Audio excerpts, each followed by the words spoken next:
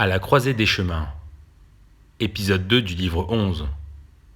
Auteur Ammar Belmostefawi.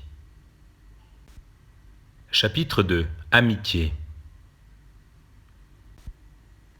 Christian possède de nombreuses connaissances, mais il semblerait qu'il n'ait qu'un seul vrai ami qui ne se plaint jamais. Abdel. Il a certes le même niveau d'études que Christian, mais il est plus difficile pour lui de trouver un travail stable. Étant ce que l'on appelle soutien à la famille, Abdel enchaîne les petits boulots en attendant de trouver un emploi en adéquation avec son profil. Avant même d'avoir fini ses études, il était agent de sécurité la semaine et il travaillait dans les boîtes de nuit le week-end. Il n'est plus étudiant, mais c'est toujours le cas malheureusement. Il a conservé ces deux jobs qui lui permettent d'aider ses frères et sœurs ainsi que ses parents. Il continue également à distribuer des journaux gratuits sur la place Saint-Louis. Ses nombreux envois de candidatures restent lettres mortes, ou quand il réceptionne un courrier, c'est pour lui signifier que, malgré la qualité de votre candidature, nous ne pouvons donner une réponse favorable étant donné que des profils sont plus adaptés au poste proposé. Malheureusement, nous ne pouvons pas retenir votre candidature pour ce poste. Toutefois, nous gardons votre CV dans notre base de données et nous ne manquerons pas de vous contacter si une opportunité de poste se présente et correspond à votre profil. Nous vous souhaitons bon courage dans vos recherches. Abdel collectionne des centaines de réponses négatives. Au début, Christian ne comprenait pas la raison. La déduction est pourtant simple. Ce sont des justificatifs qu'il pourra présenter à Pôle emploi afin de justifier de sa recherche active d'emploi et pour ne pas être radié. Oui, si vous ne montrez pas patte blanche auprès de cette structure de l'État qui est censée vous aider dans vos démarches, vous êtes rejeté. Abdel raconta à Christian le nombre de fois où il était convié pour un entretien et le nombre de fois où il a dû se rendre en formation obligatoire afin de rédiger son CV ainsi qu'une lettre de motivation. À chaque fois, il devait refaire inlassablement une nouvelle version de ses documents. Ce qui changeait aussi, c'était l'interlocuteur. Ce qu'il faut savoir, c'est que des organismes sont payés par le gouvernement afin de vous faire refaire des démarches qui n'aboutissent à aucun résultat. On parle d'obligation de moyens.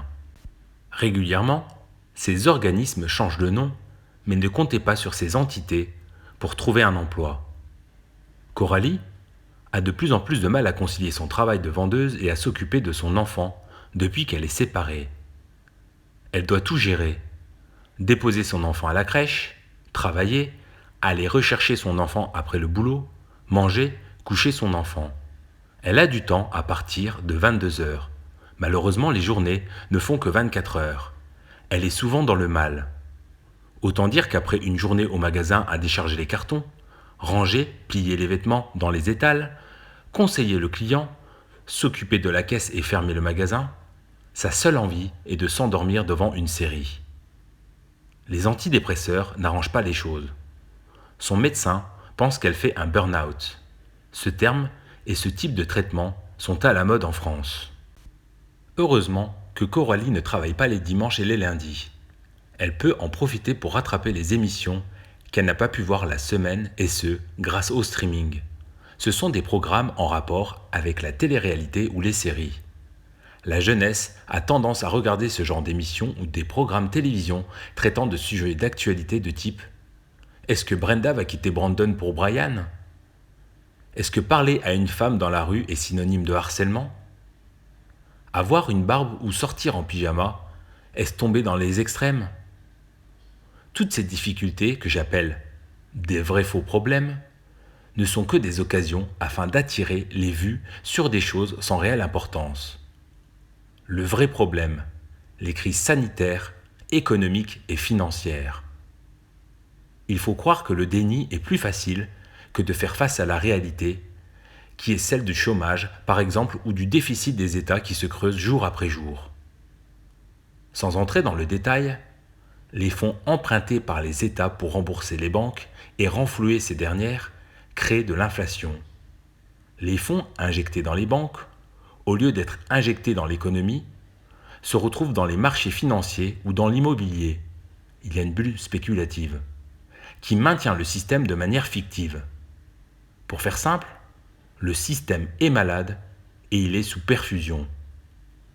Ce sont les populations qui vont subir les politiques d'austérité, mais ce sont les banques et les grandes entreprises, surtout celles cotées en bourse, qui ressortent entre guillemets vainqueurs de cette situation en décuplant leur valeur boursière. Abdel a enfin réussi à trouver un stage de fin d'études dans un magasin de réparation de téléphones mobiles. Son cousin lui a permis de valider ce stage. Je vous l'avais dit, tout est une question de réseau. Abdel a eu un peu honte de croiser Christian par hasard dans ce magasin de téléphonie, mais bon, c'est comme ça, c'est juste temporaire.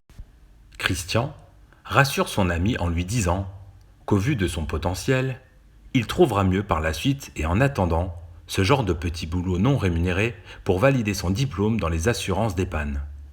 Oui, il y a des souscriptions d'assurance pour les téléphones contre le vol, la casse et la perte. Il y a donc bien un rapport entre les études d'Abdel et la téléphonie. Christian, aussi, est sous antidépresseur. Il ne sait pas trop pourquoi d'ailleurs. Il a quasiment tout pour être heureux, mais il sent un grand vide en lui. Sa prise de médicaments est passée sous silence. Il y a juste son médecin généraliste qui est informé de la situation. Quand un travailleur va mal, ce genre de traitement est prescrit afin d'oublier la réalité de son esclavage au travail. Si seulement il pouvait être riche, il changerait sa 307 contre une Lamborghini. Pourtant, vu son niveau d'études et ses sacrifices pendant sa vingtaine, il aurait dû avoir au moins un salaire décent. Il n'en est rien. Abdel lui remonte le moral et lui conseille au moins de mettre 300 € par mois de côté en cas de coup dur dans le futur. Christian répond par l'affirmatif, mais son argent se dilapide à vue d'œil dès qu'il touche sa paye. Entre son loyer de 700 € par mois, son abonnement Netflix, la télévision, Internet, les frais d'assurance logement et voiture, le gasoil, le chauffage et l'électricité, il ne reste quasiment rien après les courses et 2-3 restaurants. Il a au moins l'avantage d'avoir des tickets restaurants pour réduire ses dépenses. La taxe audiovisuelle arrive et Christian est tendu. Coralie dépense beaucoup en fringues. C'est son exutoire. C'est sa façon de passer de beaux moments entre copines les week-ends.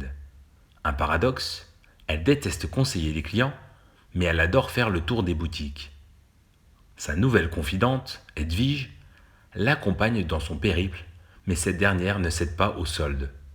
Un article acheté, le deuxième à 50%, hors produits faisant partie de la nouvelle collection. Coralie adore se promener dans la galerie marchande du centre Saint-Jacques et elle collectionne les cartes fidélité.